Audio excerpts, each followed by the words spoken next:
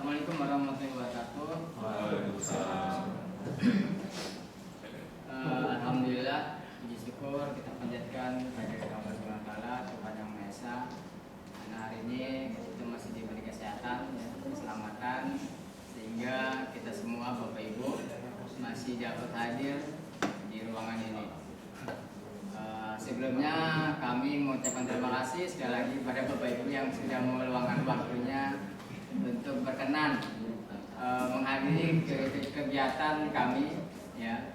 Jadi dalam kegiatan pendidikan guru penggerak itu ada namanya kegiatan mensosialisasikan atau diseminasi materi-materi itu disebarluaskan ke teman-teman guru di sekolahnya. Karena sesuai motonya guru penggerak itu tergerak, bergerak dan menggerakkan. Nah, semoga aja materi yang kami dapat dari pendidikan guru penggerak ini bisa membuat teman-teman itu tergerak, bergerak dan menggerakkan sesama rekan guru yang lain. Ya. Dalam kaitan ini ya kita sesama guru saling berkolaborasi karena muara dari semua kegiatan kita kan di siswa. Jadi kita harapkan kita berkolaborasi untuk menghasilkan siswa yang sesuai yang kita harapkan. Yang minggu lalu sudah kita susun imajinasi kita murid itu seperti apa, kan Bapak Ibu kan yang nyusun itu. Pinginnya muridnya seperti apa. Nah, kita sama-sama membentuk itu gitu loh. Nah, salah satu materi yang akan kami sampaikan yang ingin kami sebarluaskan di sekolah itu untuk kali ini adalah tentang budaya positif. Ya Bapak Ibu, budaya positif di sekolah. Jadi mungkin kita istilahnya kalau mendengar istilah budaya positif ya agak sedikit gitu. Apa budaya positif? Membudayakan positif. Oke. Budaya positif itu kalau diartikan itu adalah nilai-nilai atau keyakinan dan kebiasaan-kebiasaan di sekolah yang berpihak pada murid, gitu. Agar murid itu dapat berkembang menjadi pribadi yang kritis, penuh hormat dan bertanggung jawab sehingga bisa mewujudkan profil pelajar Pancasila. Jadi budaya positif yang diinginkan seperti itu. Yang kita angkat adalah nilai-nilai atau keyakinan atau kebiasaan-kebiasaan positif yang berpihak pada murid. Mungkin Bapak Ibu sudah lebih paham pasti, ya. Cuma tinggal kita rumuskan aja di sini. Nah, itu budaya positif di sekolah yang akan kita coba kita coba bawa bersama Bapak Ibu. Nanti ini sedikit banyak akan mempengaruhi tentang paradigma kita. Itu ada ada A dan B. Nah, enggak usah kita dia buka aja sebelah kanan yang berdiri. Yakin lah bisa berdiri. Jadi nanti Bapak misalnya Pak CPI nanti mencoba menggenggam tangannya. Nah, Pak Wayar itu berusaha untuk membuka itu. Nah, ini Pak Wayar bisa pakai cara halus, bisa pakai membujuk, sampai bisa mengancam. Sekarang mau dilihat Pak PI itu bisa bagaimana dia bisa mempertahankan apakah dia lulu atau dia seperti apa. Ayo, silakan Pak Wayar. Tidak apa-apa kelihatan ya. Ya silakan Pak Wayar. Ya. Silakan dirayu Pak Wayar. Dibalik ya. Buling. Ayo, action akan dirayu. Pakai gerakan nih. Oke, udah. Panggil direkam. Ya, silakan.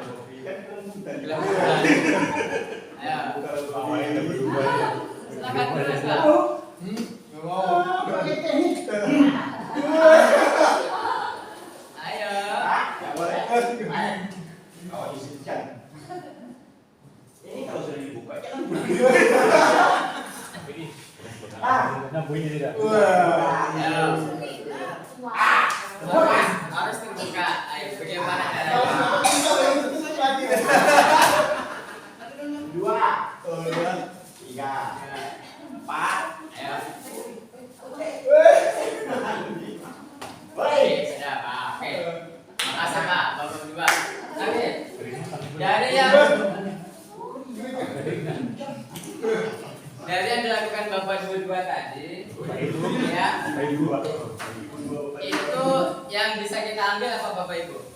Bagaimana posisi Pak Sapidi itu mempertahankan gempalan tangannya? Itu bagaimana Bapak Ibu? Apakah sekarang saya mau tanya Pak Sapidi, apa yang mempengaruhi Pak Sapidi bisa membuka genggamannya? Ya karena satu ya. Ya. Karena satu kekuatan dari bawahnya. Ya. Yang kedua Ya.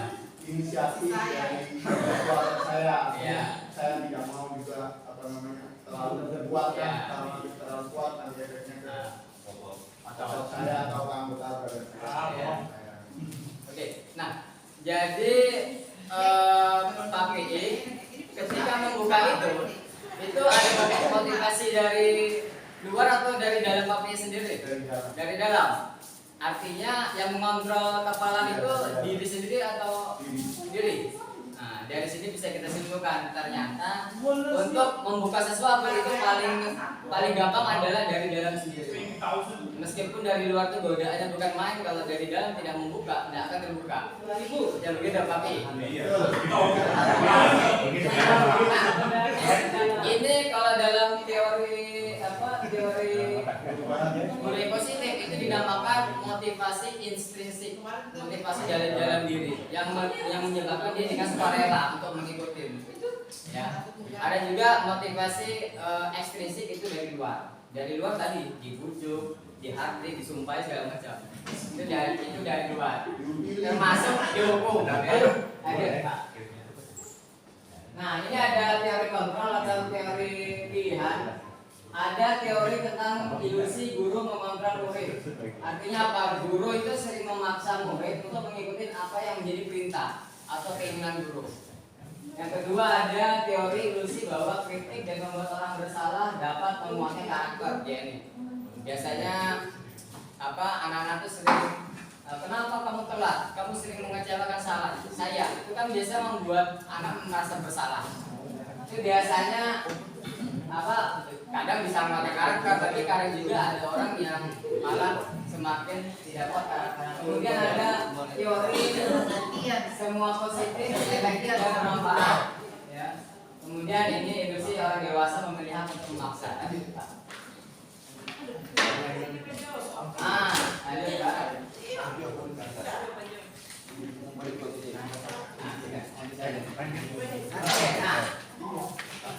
Jadi yang ingin kita sampaikan adalah kita di sini akan mengekspor nilai-nilai kebajikan dan itu kita akan bawa dalam kelas. Ya waktu itu ya dalam kelas. Karena sebenarnya nilai-nilai kebajikan itu adalah sifat positif manusia yang berlaku umum. Misalnya saling menghormati, apalagi saling menghargai, bertanggung jawab itu nilai umum, ya. Dan itu nanti akan menuju ke profil Pancasila yang 6 dimensi tadi. Nanti kita kaitkan ke situ. Nah, harapannya begini Bapak Ibu. Dari kegiatan ini kita nanti di kelas itu bisa membuat semacam PNJ kelas yang bersumber dari nilai-nilai kebajikan. Harapannya siswa itu dalam berperilaku dia sadar bahwa saya dilarang ini, nilai kebajikannya ini. Jadi timbul dari diri dia sendiri untuk mengikuti itu gitu. Tanpa hukuman. Sering kan dia bertanya, terus fungsinya buku 1 apa? Buku 1 itu nanti tahap terakhir. Kalau nilai-nilai ini nggak bisa diterapkan baru itu bermain buku 1. Kalau ini bisa diterapkan buku 1 ya kita simpan aja gitu. Lanjut Pak Ahmad. Nah ini ada disiplin positif. Ini panjang Bapak Ibu ya. Sebenarnya yang ingin saya jelaskan itu adalah kita mencoba untuk membentuk keyakinan kelas. Lanjut Pak Ahmad. Lanjut. Nah ini kebutuhan dasar manusia itu ada 5. Ada pertama ada kebebasan, kesenangan, rasa berterima kasih atau kasih sayang, penguasaan dan bertahan hidup. Itu 5 kebutuhan dasar manusia. Kalau dari teorinya dosen. Lanjut Pak.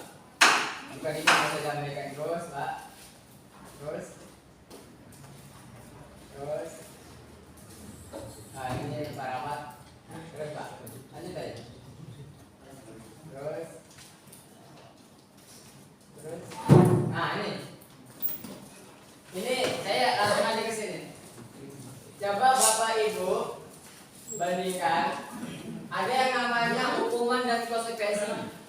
Hukuman itu biasanya diberikan apabila terjadi insiden dan itu sifatnya memaksa.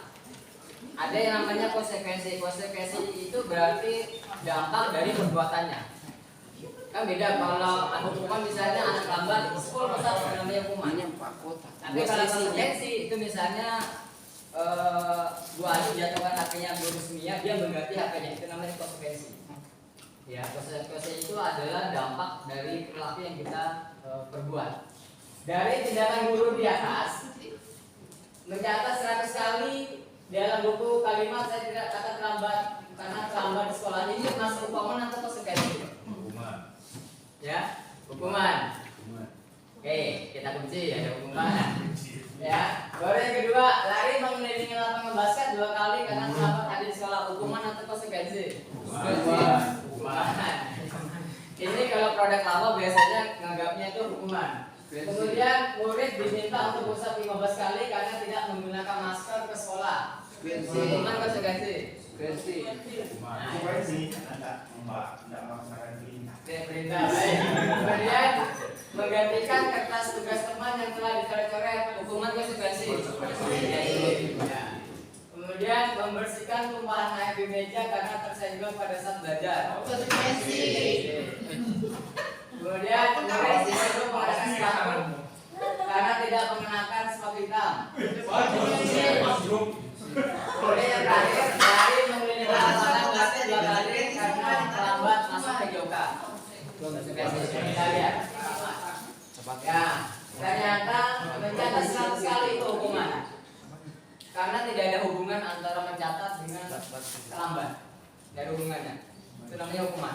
Sesuatu yang tidak ada hubungannya itu namanya hukuman. Kalau di dalam ilmu apa namanya? Kemudian lari mengelilingi basket terlambat hadir di sekolah, itu namanya hukuman. Ya. Kemudian ya, silakan disambil dulu. Semangat itu. Kemudian konsumsi. Akhirnya, kamu kan yang menjauh.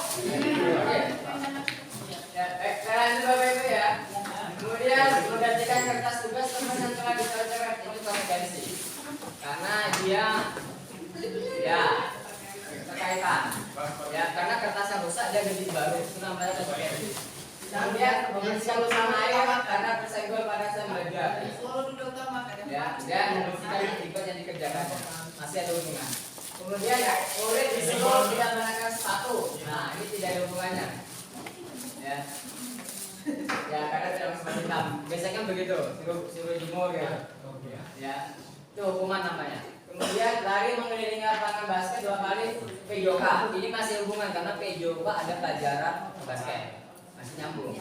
Nah, ini antara hukuman konsekuensi itu kadang tipis-tipis. Ya. Kalau hukuman itu biasanya lebih dampaknya negatif ke anak. Karena itu ya, biasanya kalau hukuman itu ada unsur paksaan. Pasti. Dan merasa tidak nyaman. Ya kan? Kadang itu namanya hukuman. Misalnya anak baru datang kelas langsung bersihkan halaman, itu hukuman, pasti anak tidak nyaman. Biasanya disebut hukuman. Kan ya, Bang? Nah, ini dia perbedaan hukuman dan konsekuensi. Sesuatu yang menyakitkan harus terjadi, itu namanya hukuman. Kemudian konsekuensi, sesuatu harus terjadi, beda. Yang satunya menyakitkan. Iya, kalau yang satunya kan dia misalnya kertas robek diganti baru. Tapi tidak menyakiti dirinya, misalnya pusat kan menyakitin kan. Ya, kemudian membuat anak sakit fisik jangka waktu lama. Jadi konsekuensi anak merasa tidak nyaman dalam jangka waktu pendek aja. Mungkin karena mengganti kertasnya atau mengganti yang rusak. Ya. Biasanya kalau yang hukuman itu dia ada dendam biasanya karena dihukum. Diingatin ini Pak Evan yang hukum saya, biasanya panjang gitu. Sampai lulus diingat gitu. Ya, jangan ya. Kalau bapak ibu masih dendam sama gurunya berarti dulu pernah dihukum. Itu dampaknya sampai sekarang gitu. Iya. Ya betul Pak. Iya. Saya juga dulu pernah begitu. Sampai sekarang ingat gitu. Jangan pakai itu semua itu. Nah, kalau hukuman itu anak-anak menguji kedisiplinan pasti, karena sering dapat hukuman. Kalau konsekuensi, anak-anak itu menghargai disiplin, karena dia tahu kalau ini berarti harus lakukan ini, tahu dia. Kemudian kalau hukuman itu paksaan, kalau konsekuensi itu stimulus atau tanggapan terhadap apa yang terjadi. Kemudian hukuman itu mendorong anak menyakiti diri sendiri, sedangkan konsekuensi mendorong anak agar mudah menyesuaikan. Ya, dan seterusnya. Biasanya kalau hukuman itu anak menjadi marah, rasa bersalah, dipermalukan, rasa tidak dihargai. Biasanya. Dan kalau konsekuensi, ya tidak nyaman sebentar aja. Lanjut berapa? Berapa? Nanti posisi kontrol para mata aja. Ya. Lanjut berapa? Lanjut. Lanjut. Ya. Ya, kita bahas. Nah, ini akan kita buat untuk guru, untuk wali kelas. Membuat keyakinan kelas itu nilai-nilai kebajikan atau prinsip universal yang disepakati bersama di kelas, lepas dari perbedaan agama, suku, negara, dan bahasa. Jadi anak-anak itu lebih bersemangat dalam menjalankan keyakinan kelasnya daripada sekadar mengikuti peraturan. Keyakinan kelas itu diperoleh dari peraturan kelas. Nah, nanti kita lihat sama-sama. Ada lima. Ini dia. Mengapa tidak peraturan saja? Mengapa harus keyakinan kelas? Ayo. Itu karena kalau peraturan itu sifatnya larangan. Tapi kalau keyakinan misalnya gini Bapak Ibu. Peraturan kelasnya dilarang datang terlambat. Berarti keyakinan kelasnya itu tentang disiplin. Nah, anak-anak lebih menghargai disiplinnya, bukan dilarangnya. Selama ini kan kita menggunakan bahasa-bahasa itu. Nah, ini nanti di kelas, nanti diharapkan wali kelas itu membentuk itu. Kemudian, mengapa kita memiliki peraturan 3M? Nah, ini kan peraturan. Nah, lanjut Pak Rahman. Nah, jadi diharapkan dari peraturan kelas itu nanti timbul keyakinan kelas. Dari keyakinan kelas itu timbul lingkungan positif di kelas. Dari lingkungan positif diharapkan timbul namanya budaya positif ke sekolah. Karena dari core-nya itu intinya dari kelas berbeda. Ini nanti yang diharapkan ke depannya. Jadi berapa? Nah, ini dia. Ada peraturan selalu kembalikan buku ke tempatnya. Keyakinan kelasnya apa itu Bapak Ibu? Keyakinan kelas itu nilai-nilai universal seperti tanggung jawab. Nah, kemudian menghormati. Tanggung jawab. Kita lihat beberapa, silakan. Nah, tanggung jawab. Dilarang mengganggu orang lain. Keyakinan kelasnya menghormati orang lain. Hadir di sekolah 15 menit. Keyakinan kelasnya menghormati orang lain atau berkomitmen. Kemudian dilarang melakukan kekerasan. Itu keyakinan kelasnya seperti itu. Nah, anak-anak itu kita harapkan dengan mengetahui keyakinan kelas yang disusun sendiri, dia timbul motivasi intrinsiknya, motivasi dirinya untuk agar lebih disiplin dan menghargai diri sendiri. Harapannya seperti itu. Ya.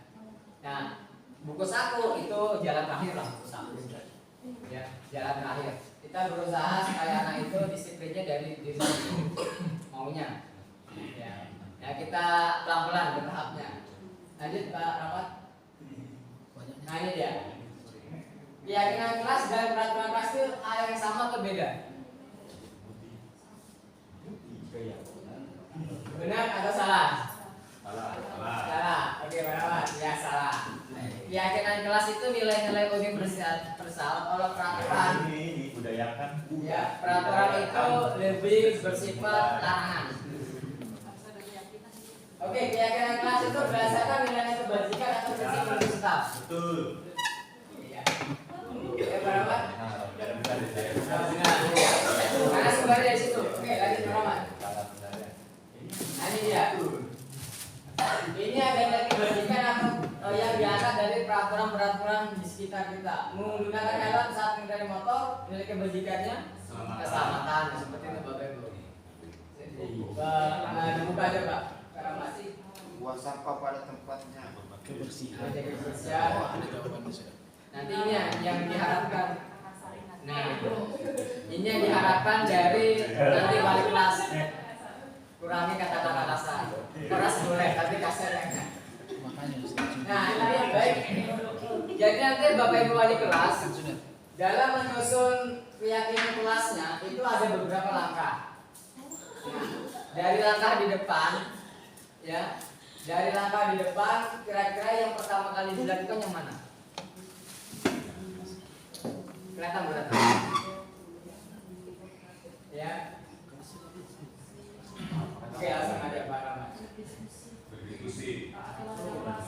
Oke, yang satu adalah berdiskusi memunculkan peraturan kelas yang kuantitatif. Jadi Bapak Ibu wali kelas nanti sebagai pemimpin sidangnya lah, siswanya disuruh menyebutkan semua peraturan kelas yang diketahui. Nanti kita tampung.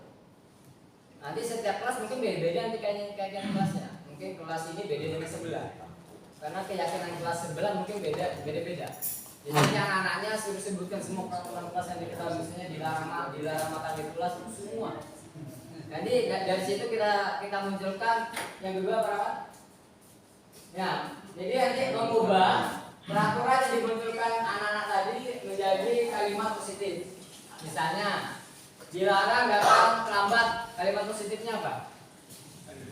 Selalu hadir tepat waktu, kalimat positif. Jadi diubah ke kalimat positif.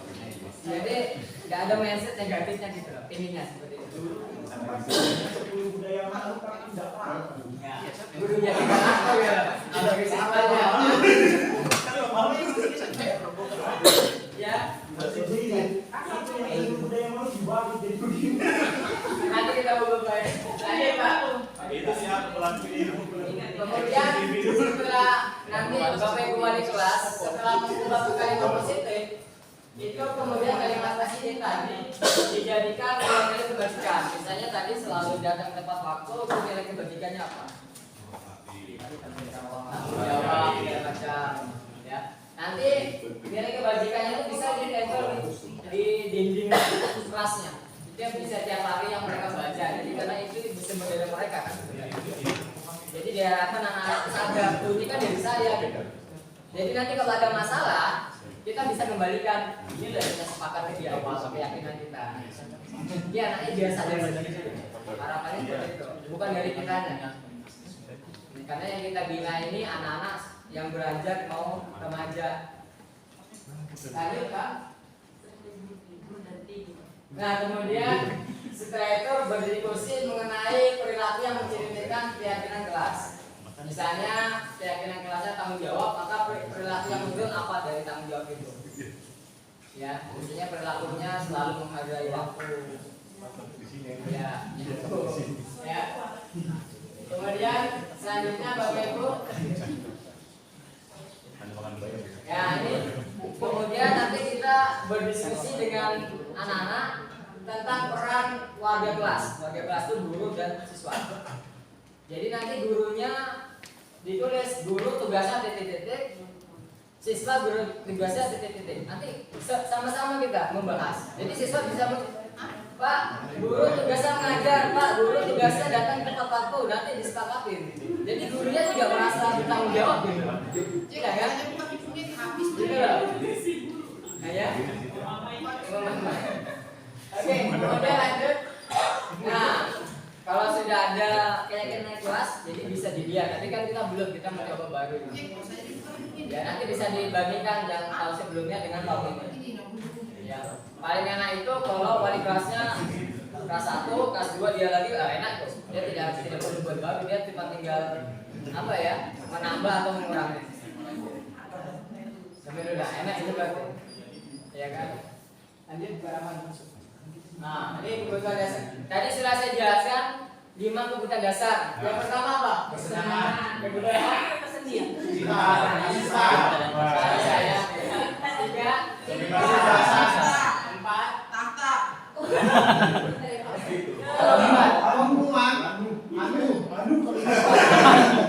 Ayo Bapak Ibu keempat apa? Pasang.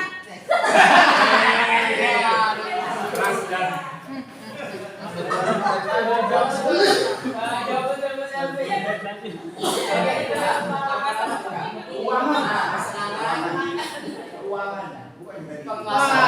kepuasan. Pertahanan lama di sini. Yang harusnya itu bertahan hidup. Harusnya. Jadi tiga apa itu? Sensitif kayaknya. Sensitif kayaknya langsung diganti. Ini kemarin sudah kami cobakan di kelas proses menyusun kelanjutan kelas. Mengajarkan para membaca. Ada panah di kakinya. Ini siswa yang apa? Nah ini anak-anak nyusun terus. Nah nanti itu peraturan kelas. Ini peraturannya. Nah terus. Nah ini peraturan kelas nanti mereka nulis saja rame-rame. Nanti pakai sticky note itu ditempel di depan, nanti kumpulin. Nanti kalau lebih gampang itu dibuat kelompok kecil-kecil, jadi biar tidak rame. Jadi ditempelin. Nah itu kan banyak tuh kemarin saya coba praktekkan, ternyata banyak. Dan mereka itu sadar, misalnya ada temannya suka tidur di kelas, sudah Pak dilarang tidur kelas, ya. Nah, kita buat. Nah dari peraturan kelas nanti kita ubah ke kalimat positif. Mundur sekarang, mundur. Nah, jadi kalimat positif. Yang tadi kalau peraturan kelas itu kita ubah ke kalimat positif. Jadi biar itu menjadi kalimat yang selalu bernuansa positif ke anak. Kemudian nanti berapa? Habis peraturan positif kita buat menjadi keyakinan kelas. Kita carikan. Misalnya yang tadi selalu datang lambat, keyakinan kelasnya itu tanggung jawab psikolognya. Nanti berapa? Nah, dari itu lanjut habis dapat keyakinan kelas kita buat tabel perilaku. Kalau orang yang disiplin itu perilakunya seperti apa? Ya. Itu nampak seperti apa, tidak nampak seperti apa. Misalnya jujur. Ya jujur kan, nilai keyakinan kelasnya jujur. Perilaku yang nampak dari jujur apa? Selalu berkata apa adanya. Nah, perilaku yang tidak tampak orang jujur apa? Selalu berbohong. Nah itu nanti kita buat gitu. Ya, dan itu dari kejujuran aja. Kemudian yang berikutnya saling menghargai. Orang yang saling menghargai itu perilakunya seperti apa, yang tidak seperti apa. Biar anak-anak yang berpikir Bapak Ibu cuma memandai aja di depan. Kita cuma kasih clue-cluenya gitu. Ya. Karena harapannya kan kita pengen anak-anak yang mikir sendiri.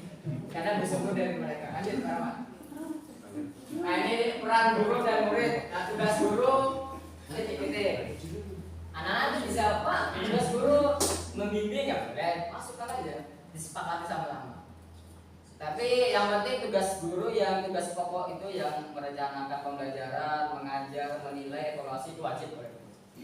Siapa tahu ada tugas lain kan selain itu. Ya bersih. Kemudian ada tugas murid. Tugas murid, nah murid juga sadar tugasnya apa, nanti dia nyampaikan. Ya. Seperti itu Bapak Ibu. Nanti itu adalah peran bagi peran guru dan siswa.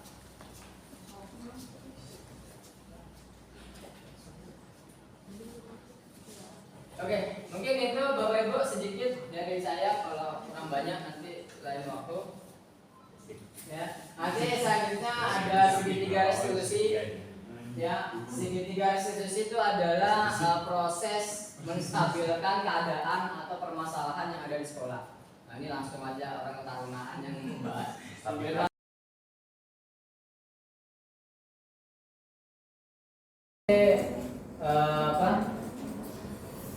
Kita akan buat kelompok ya. Jadi kalian akan dikelompokkan jadi 4 kelompok ya.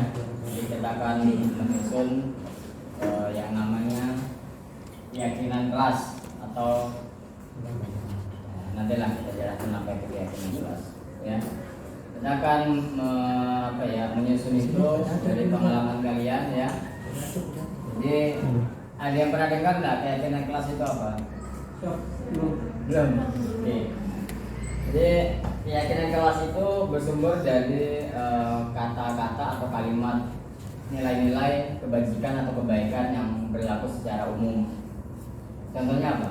Nilai-nilai kebaikan yang berlaku umum. Membantu guru. Hah? Membantu sesama. Membantu sesama, apalagi? Ayo.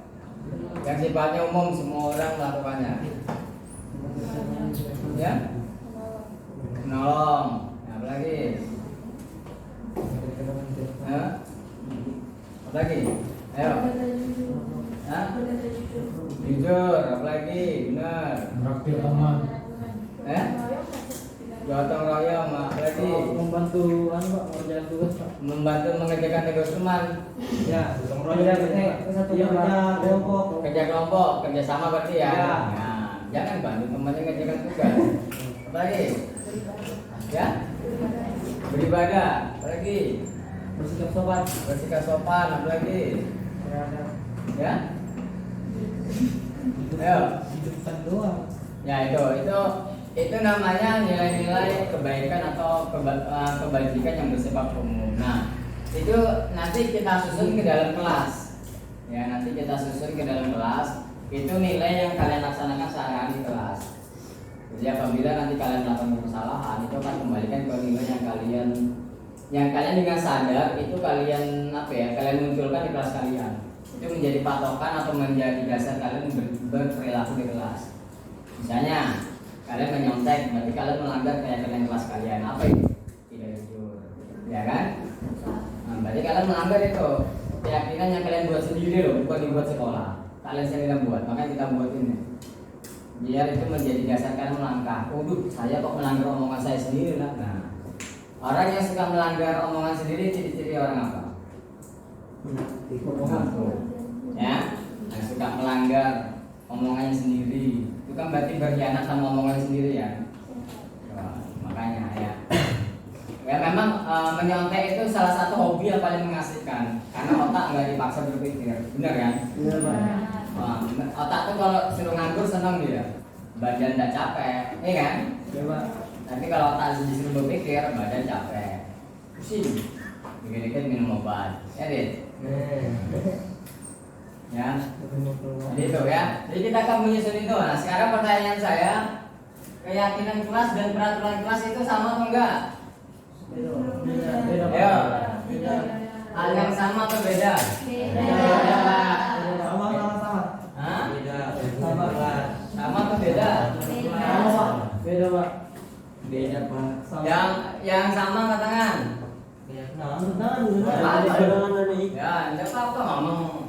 Enggak ada ngakurnya kok. Sama Pak. Yang beda? Atau yang salah? Kita lihat ya. Ya, jawabannya salah. Keyakinan kelas itu dengan peraturan kelas beda. Ya. Peraturan kelas itu biasanya ada kata-kata dilarang. Peraturan. Jangan, itu peraturan. Kalau keyakinan itu yang mendasari dibuat peraturan kelas. Jangan berbohong, berarti keyakinan yang ada di situ apa? Jujur. Paham ya? Jangan dilarang menyontek, berarti keyakinan kelas yang ada di peraturan kelas itu apa? Jujur. Nah, itu nilainya di situ berarti ya. Paham ya? Oke, kita lanjut lagi. Nah, keyakinan kelas berlandaskan nilai kebajikan atau prinsip universal benar atau salah? Tadi yang baru saya jelaskan. Kebajikan itu nilai-nilai kebaikan. Betul. Dan tadi saya jelaskan tadi barusan. Benar atau salah? Salah. Ya? Benar. Oke, kita lihat. Betul. Ya. Jadi keyakinan kelas yang tadi ya jujur, tanggung jawab, itu kan dari nilai-nilai kebaikan kan? Ya, paham ya? Oke. Sekarang, nah ini ada nilai kebajikan atau kebaikan atau keyakinan yang ingin diangkat dari peraturan-peraturan berikut. Nah ini peraturannya, menggunakan helm saat menggunakan motor. Betul. Sebentar, ini peraturannya. Nilai kebajikannya apa? Jujur.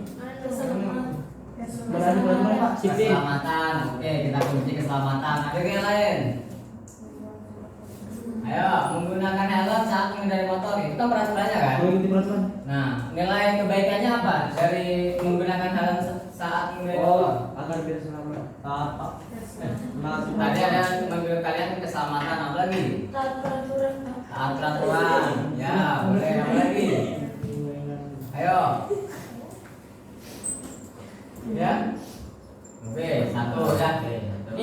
membuang sampah pada tempatnya. Nilai kebajikannya apa atau nilai kebaikannya apa? Baik, paham ya? Kemudian dilarang menggunakan kata-kata kasar. Nah, siapa yang mau gini? Dilarang menggunakan kata-kata kasar. Apa nilai kebaikannya? Sopan santun, apa lagi? Ada apa lagi? Ya? Etika. Sekarang kita lihat jawabannya ya. Wow, semua. Yang pertama, keselamatan.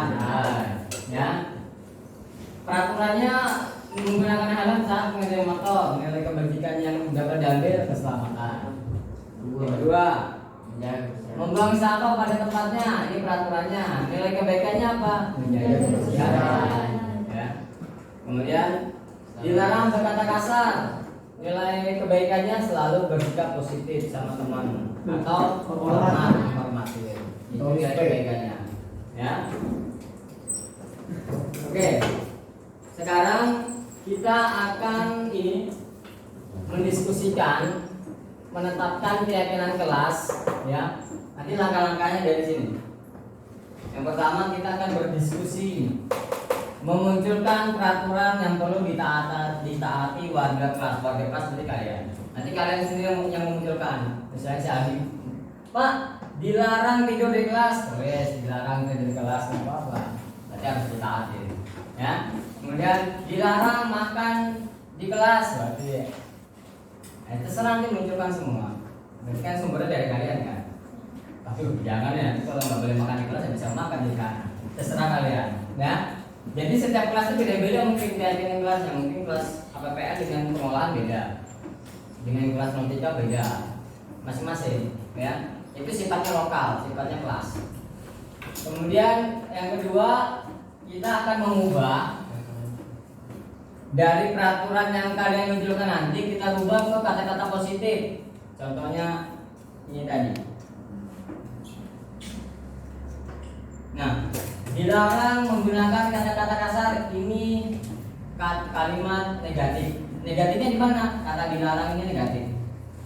Kata jangan itu negatif. Kan kadang sering kan? Nah, kita ubah ke kalimat positif. Kalimat positifnya apa? Tidak boleh. Tidak boleh juga kalimat negatif. Kata positifnya? Boleh. Kata positifnya bisa seperti ini. Selalu menggunakan kata-kata baik, kata-kata sopan. Jadi kalimatnya jadi kalimat Sopan. positif. Gimana ini, Pak? Nah, jadi kalimat positif. Selalu menggunakan kata-kata sopan. Jadi kalimatnya jadi kalimat positif. Jadi di pikiran kalian itu positif, tidak negatif terus, gitu. Ya. Jadi nanti kita akan ngomong misalnya tadi dilarang menyontek, berarti kalimat positifnya apa? Selalu jujur mengerjakan tugas. Jadi kalimat positif. Paham ya? Bapak. Nanti kita ubah itu. Kemudian ya kita yang ketiga, nah dari kita mengubah kalimat positif, kita ke tahap ketiga, yaitu yang kalimat tadi kita carikan nilai-nilai kebajikannya. Misalnya tadi dilarang menyontek, nilai kebajikannya apa? Jujur. Nah nanti itu yang kita list, kita daftar. Oh, nilai kebajikan di kelas APPL 11 itu kejujuran yang paling penting. Yang kedua misalnya keselamatan. Yang ketiga misalnya kesehatan apa dan sebagainya. Nanti kita susun sama-sama. Kemudian habis itu nih, setelah itu kita akan berdiskusi mengenai gambaran perilaku yang mencerminkan keyakinan kelas. Misalnya tadi kan apa, jujur. Nah, orang jujur itu perilakunya seperti apa? Baik. Kalau berkata Selalu benar. ya. Orang jujur kalau berkata benar. Nah, kemudian perilaku yang tidak sebaliknya, Tidak baik. yang tidak jujur berarti kalau berkata bohong. Nah, nanti kita akan susun itu berdasarkan keyakinan kelas. Ya. Jadi nanti kalau kejujuran yang kita tampilkan berarti perilaku yang mencerminkan kejujuran apa? Selalu berkata benar. Kalau yang negatif berkata bohong dan lain sebagainya. Ya.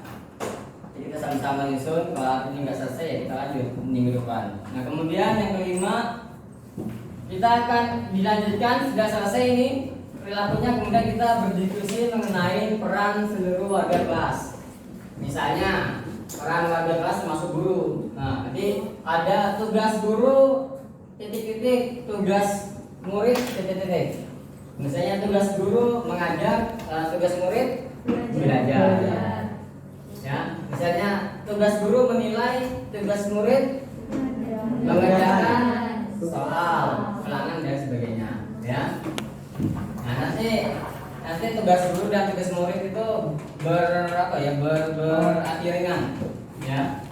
Misalnya tugas guru mendampingi praktek, tugas murid ya praktek ya tentang tugasnya gitu ya.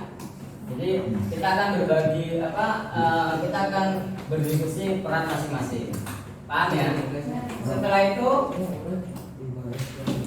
nah kemudian kita akan meninjau, tapi ini kita nggak ada karena kita baru menyusun kan ini. Nah ini kalau tahun kemarin kita sudah menyusun kegiatan kelas, tapi kalau tidak ya berikutnya cukup sampai sini aja. Ya. Bisa paham? Siap, paham. Oke, baik. Ini ada 5 kebutuhan dasar manusia. Yang pertama ini kira-kira apa? Kesenangan. Yang kedua? Kasih sayang. Yang ketiga? Kebersihan. Kebersihan. Apa lagi? Apa? Memang main bola, kebobolan. Kebersamaan. Apa? Kebersamaan. Apa? Kebebasan. Kebebasan. Boleh. Yang keempat? Kemanusiaan. Hah? Apa? Kelewatan. Apa? Mak yang kelima juga susah ditebak. Oke, yang kelima. Sudah, kalau nggak tahu kita buka satu-satu. Yang pertama, sama kesenangan. Kesenangan benar. Itu biasanya kebutuhan manusia. Manusia itu butuh senang. Yang kedua itu butuh biasanya nggak pernah dikasih sayang itu sering ngamuk-ngamuk di luar. Ya. Yang kedua di sekolah sering cari perhatian. Itu pasti loh. Itu berarti orangnya butuh kasih sayang. Biasanya sering dijelekin. Ya biasanya caper-caper. Yang ketiga kebebasan. Tapi bebasnya tidak sebebas-bebasnya ya. Bebas tapi nggak pakai apa-apa repot. Kemudian penguasaan. Penguasaan tahu nggak? Tahu Pak? Penguasaan itu kita ingin berkuasa. Skill ya, Bukan. Manusia itu cenderung ingin berkuasa terhadap yang manusia lainnya. Oh iya. Pasti ya. Pasti ingin merasa lebih baik atau lebih tinggi pinginnya. Jadi bos. Ya benar jadi bos. Kadang nyuruh temen itu padahal dia juga bisa kerja. Itu kadang itu sifat dasar itu. Yang hidup Ya. Mandor. Mandor, benar nih banyak mandor. Yang kelima bertahan hidup. Bertahan hidup ini ya berarti makan, minum dan lain sebagainya. Paham ya? Jadi ini ada 5 kebutuhan dasar manusia. Yang pertama itu happy, kesenangan. Yang kedua itu cinta dan kasih sayang. Ya biasanya kalau bayi itu ini sampai besar. Nah tapi kalau kurang kasih sayang biasanya mengamuk di sekolah itu. Ya cari perhatian sana sini. Kalau sudah begitu ya silakan. Apa namanya? Kalau memang kurang kasih sayang ya sampai sekolah itu ya ketemuin guru BK konsultasi ya. Mungkin bisa dicarikan solusi. Kemudian yang ketiga kebebasan. Nah, ini di umur kalian itu ini kebebasan ini perlu, ya kan? Tapi sebenarnya kebebasan ini kan istilahnya selama kalian tidak dikurung di kelas ya. Mas sekarang ini bebas ya? Ya. Bebas, Pak. Kalian loncat-loncat di kolam juga nggak ada yang ngurus. Yang keempat penguasaan. Ini kita ingin merasa berkuasa. lebih tinggi. Tadi kita temuin kalian mandor. Ya, tunjuk sana, yang paling capek dia yang bingung duluan. Ya kan? Iya Pak. Capeknya nunjuk aja. BCBA. Yang kelima, bertahan hidup. Oke, ini 5 kebutuhan dasar manusia. Nah, kesenangan itu kebutuhan untuk merasa senang, kemudian cinta kasih sayang, kebutuhan untuk diterima. Ini yang penting, kebutuhan untuk diterima. Semua pasti ingin diterima kan? Coba. Ya, ingin diterima sebagai warga kelas, ya. Nah, siapa yang nggak turun? Kok sedikit? Lilis, Pak. Lilis, Pak? Lilis ada. Oke, kemudian memberi dan menerima kasih sayang, ya, dan berinteraksi. Kemudian kebutuhan akan pilihan, kemandirian dan otonomi. Otonomi itu maksudnya kita bebas terhadap pilihan kita. Kemudian, penguasaan, kebutuhan atas pengakuan, kemampuan, prestasi yang ingin diakui, ya. Kemudian bertahan hidup.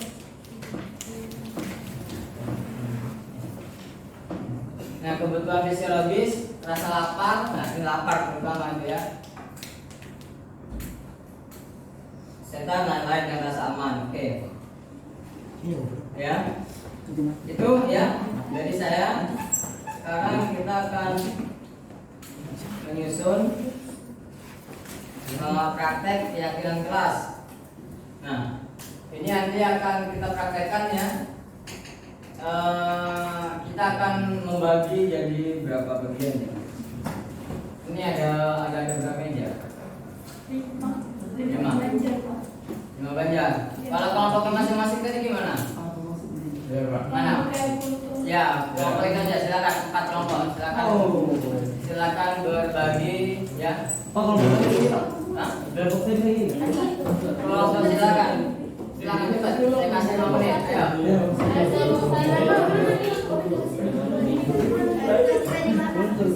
Ayo kelompok dua. Ayo, jangan mundur. Mengenai peraturan yang ada di kelas, ya. Silakan ditulis di sini. Silakan ditulis.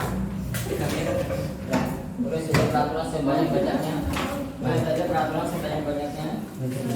Ya, pokoknya kalian diskusi sih dok. Mau 10, mau 20 silakan. Ya. Rambut itu harus Dilarang membawa ya, tidak apa-apa.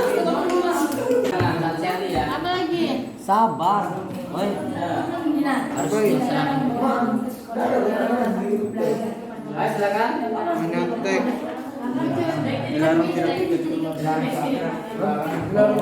Kalau kalian pusing, silakan buka buku sakunya ya. Dilihat apa-apa. Kalian bingung cari peraturan. Dilarang ribut. Dilarang ribut.